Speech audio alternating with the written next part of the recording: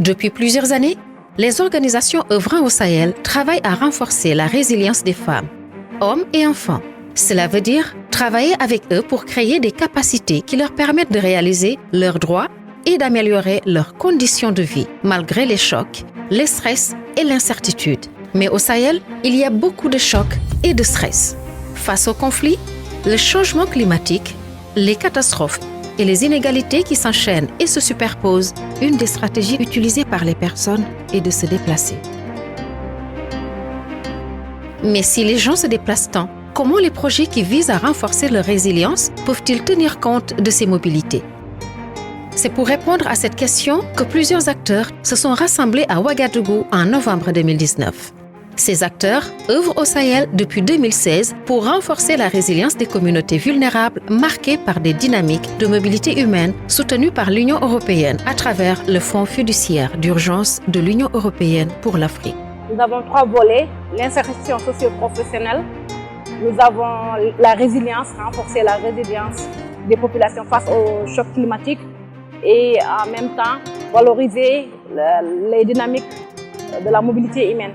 La migration. Il y a eu un appui sur la malnutrition, un appui sur la sécurité alimentaire, un appui sur l'eau et l'assainissement, un appui sur la gouvernance locale. Notre objectif est de travailler sur les populations les plus vulnérables, de travailler sur des opportunités d'emploi pour les jeunes qui sont les cibles favorites de la migration, de travailler sur les chemins de la migration et de renforcer la stabilisation des zones à travers des financements sur la sécurité et la bonne gouvernance. Mais aussi pour travailler sur un encadrement légal et une protection juridique de ces personnes sur le chemin de la migration. Toutes ces interventions ont mis en lumière une question essentielle. Si l'on veut renforcer la résilience des populations marquées par la mobilité humaine, doit-on considérer la migration comme un risque ou comme une opportunité? Cette question au cœur des interventions du Fonds fiduciaire a été soumise à examen et réflexion. Tout d'abord, réglons une chose. Au Sahel, la mobilité humaine existe depuis la nuit des temps. Les personnes se déplacent depuis toujours à la recherche de meilleures conditions de vie ou tout simplement parce que c'est leur mode de vie. Mais pourquoi les personnes migrent-elles? Certains migrants fuient la violence ou les catastrophes liées aux effets du changement climatique. D'autres recherchent l'opportunité d'une vie meilleure en ville ou des pâturages plus verts. Il y a des chercheurs d'or. Certains vont se marier ou retrouver la famille. Il y a ceux qui retournent au bercail. Peut-être sont-ils refoulés. Et puis, il y a ceux qui restent. Les histoires sont nombreuses, autant que les facteurs qui influent le choix de partir et dont certains sont en augmentation comme le changement climatique, l'insécurité, les inégalités.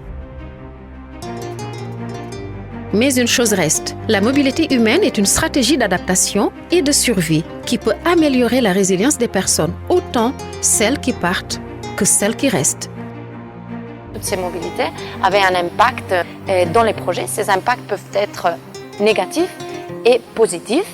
Et alors, le fait d'intégrer cette analyse dans le projet de renforcement de la résilience peut faire en sorte de mitiger les risques liés à la mobilité humaine, mais aussi profiter des opportunités liées à la mobilité humaine. Mais voyons quelques exemples des actions à considérer afin de mieux intégrer l'analyse des mobilités humaines dans les projets de résilience.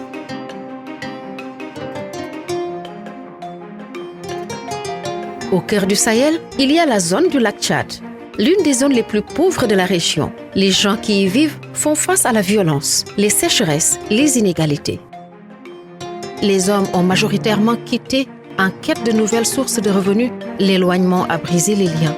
Des femmes, filles et enfants sont laissés derrière au sein de communautés patriarcales. Mais en l'absence de leur mari, les femmes deviennent seules responsables du soutien à la famille. Les interventions comme les groupes d'épargne, couplées aux actions d'appui aux activités génératrices de revenus et Cash for Learning pour les femmes, ont visé à rendre plus autonomes ces dernières et à les appuyer sur le court terme pour mieux faire face aux chocs et tensions liés au départ de leur mari. Les femmes se mettent ensemble, organisent et contrôlent le mouvement des encaissements et décaissements, des prêts avec intérêt.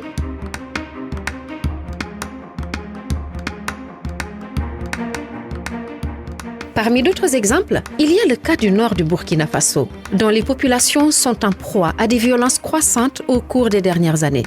Des familles et même des communautés entières se déplacent à la recherche d'un endroit sécurisé. Du jour au lendemain, les personnes ciblées dans les projets sont dispersées et leurs besoins ont évolué vers le recours à l'aide humanitaire et à la protection. Les nouvelles technologies offrent des opportunités de continuer à les atteindre à distance avec des transferts d'argent e-cash, ainsi que des informations adaptées à leurs nouveaux besoins. La mobilité humaine est un phénomène complexe à gérer qui entraîne des risques qu'il est possible de mitiger et des opportunités que l'on peut maximiser. Entraver la mobilité humaine peut nuire à la résilience de ces personnes et leur communauté. Mais au contraire, l'intégrer et l'accompagner de manière structurée et dans le respect des droits peut ouvrir de nouvelles opportunités pour le renforcement de la résilience des communautés au Sahel.